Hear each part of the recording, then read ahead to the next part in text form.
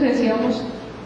aplicar a distintos niveles de la organización y de planificación, reconociendo la diversidad cultural de los pueblos como parte integral de los ecosistemas, que es lo que dice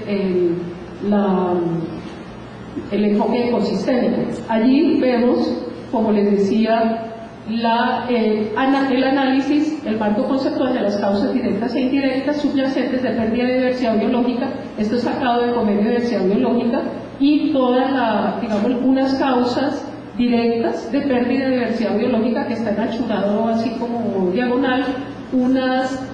causas subyacentes que son de orden, digamos, ya más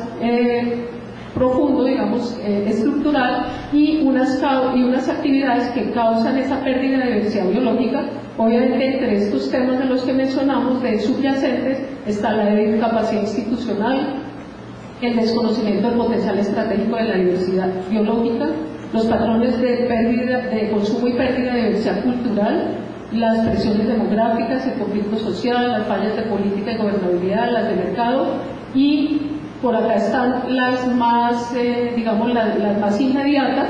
como la transformación de los hábitats y los ecosistemas naturales, las actividades agrícolas, industriales y domésticas, contaminantes, etcétera, etcétera. Acá, entre los efectos de esa pérdida de diversidad biológica, entonces está la fragmentación de los ecosistemas, la desertificación y la sequía, la erosión genética, o sea, la pérdida de información genética, la alteración del medio natural, etcétera, etcétera. Entonces, digamos, todo este análisis que viene de la Convención de Diversidad Biológica nos permite ubicar esos programas de biocombustibles en una realidad que ya se viene manifestando y es bien conocida, que viene desde el Convenio de Diversidad Biológica.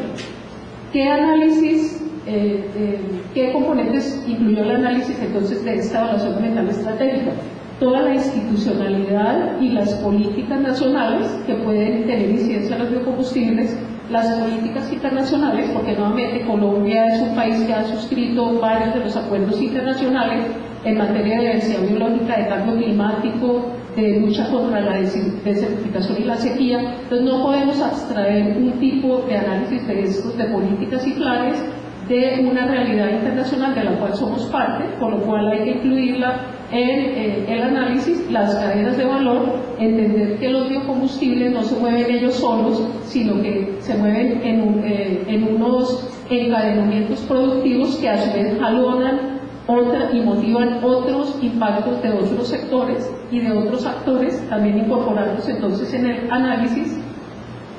entender cuáles son los atributos de la diversidad biológica. La planificación ambiental territorial también hay que tenerla en cuenta por la misma realidad institucional de Colombia, donde el Ministerio de Ambiente es el que dicta políticas y regulaciones del orden nacional, pero que tenemos 34 autoridades ambientales regionales y 6 autoridades de grandes centros urbanos que necesariamente deben ser incorporados en el análisis, generar criterios ambientales para esos programas de biocombustibles y un marco de planificación estratégica. El componente 1 entonces de política e institucionalidad nacional evalúa el estado del arte del programa de biocombustibles y su marco institucional y regulatorio. El segundo recopila y evalúa información acerca de experiencias internacionales en países megadiversos con políticas, planes y programas de biocombustibles. El caso, por ejemplo, de Indonesia y de Malasia, en donde se vienen causando efectos ambientales importantísimos por la siembra de palma de aceite. Entonces, digamos, es no olvidarnos que ya existen experiencias internacionales en esos países que se vienen moviendo desde la Unión Europea una serie de directivas internacionales, porque está preocupando mucho todo el tema de cómo estas políticas de biocombustibles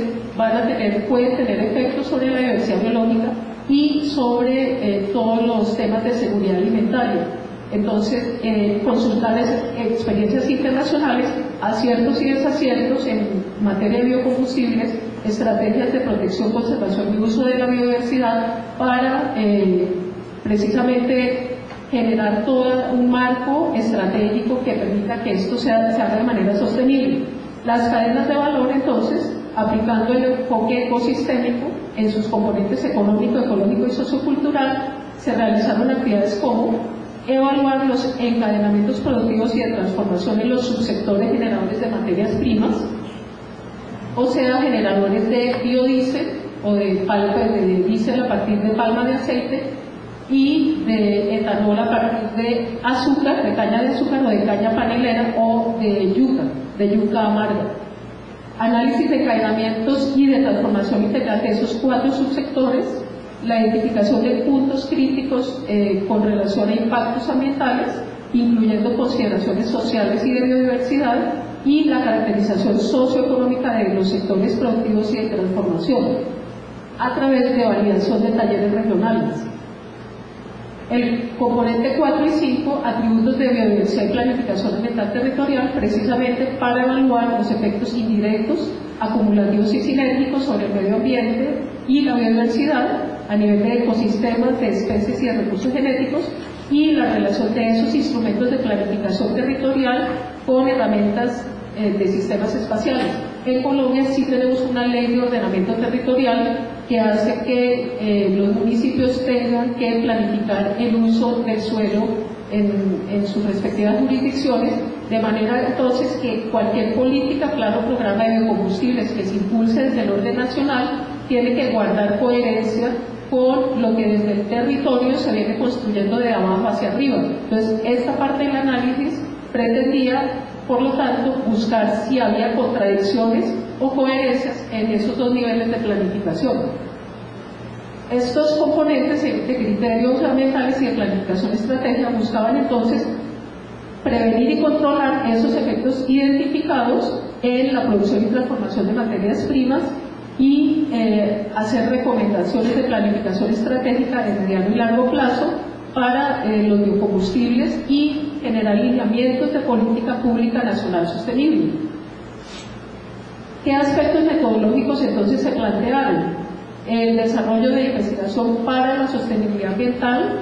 se basó en la metodología adaptada por el Instituto von Humboldt para la realización de evaluaciones ambientales estratégicas, integrales y de sostenibilidad ajustados al caso de la política de biocombustible nacional. Ya el Instituto Humboldt había venido trabajando en sistemas de alerta temprana para temas como maíz, como cultivos de otros cultivos, de manera que adaptó esa metodología y la complementó con los temas de evaluación ambiental estratégica. Esta metodología se apoyó en herramientas cualitativas y cuantitativas basadas en fuentes de información secundarias. Es importante decirlo porque nuevamente una evaluación ambiental estratégica, dependiendo del tiempo y de los recursos con los que se cuente, puede ser más profunda o menos profunda, pero como hemos venido sintiendo el tema de biocombustibles en Colombia, es que los inversionistas llegan cargados de dólares en los bolsillos. ¿A dónde puedo sembrar? Díganme en dónde voy sembrando, y de una vez quieren ir sembrando 10.000, 15.000, 20.000 hectáreas, y mientras tanto la autoridad ambiental está como, a ver, pensemos en la evaluación ambiental estratégica, que nos sale de acá. Entonces nos va cogiendo ventaja. La realidad le coge ventaja a la idoneidad de producir la información, de manera que si pretendemos generar la información primaria para este tipo de evaluaciones, resulta muy costoso y tal vez el marco de tiempo no dé para lo que ya es inminente, que es la inversión y la afectación de los ecosistemas naturales. Entonces, en gran medida, ya el Instituto Humboldt ha venido, cuenta con bases de datos importantes de especies amenazadas, de especies de diferente grado de vulnerabilidad, de áreas en donde están esas especies, de manera que en gran medida esta evaluación tomó en cuenta información secundaria. No obstante, se hizo trabajo de campo, yendo a las regiones, constatando las percepciones que ya tenía el Instituto Humboldt de lo que podía ser ese efecto en ciertas regiones, de manera que en las regiones ya se pudiera retroalimentar la información que desde Bogotá, digamos, se había previamente propuesto como medida, como análisis. La información primaria se acotó a actividades participativas y fue levantada en 5 talleres regionales con actores previamente identificados y con entrevistas para llenar esos vacíos de información. Se realizó un evento de consulta en Bogotá para consolidar los lineamientos de política y un evento nacional coordinado por el Ministerio de Ambiente para socializar los resultados. ¿Qué aspectos metodológicos? Entonces, ya siguiendo esa adaptación de la metodología que el Humboldt estableció para esta evaluación ambiental estratégica, estableció una ruta metodológica que partió por seleccionar los sectores o subsectores que serían objetos de priorización en este análisis, una coordinación interinstitucional, o sea, evaluar cómo era la coordinación interinstitucional, identificar y priorizar los enlaces entre esos encadenamientos productivos, caracterizar actores e instancias de decisión, caracterizar las cadenas de valor, obtener la percepción de los actores locales a través de esos talleres regionales, construir los encadenamientos, es decir, los mapas mentales de esas relaciones entre diferentes factores, que equivaldría un poco a los modelos de lo que vimos con Rodrigo y en la parte de minería de la sabana, cómo unos factores afectan o inciden en otros. Priorizar los enlaces críticos ya para los diferentes cultivos identificados, analizar alternativas de